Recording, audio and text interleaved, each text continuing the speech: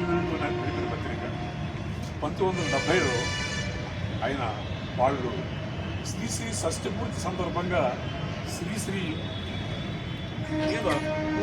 మన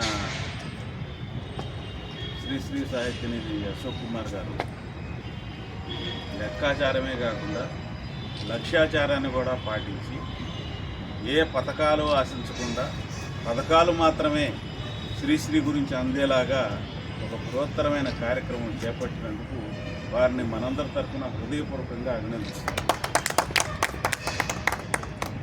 మామూలుగా ఆయన అన్నారు, ఎవరు వస్తారో రారో అని. ఎవరు వస్తారో సంగతి తర్వాత, ఎవరు వేస్తారో అని అంటే ఈయన, ఎవరు తెస్తారో అంటే ఈయన.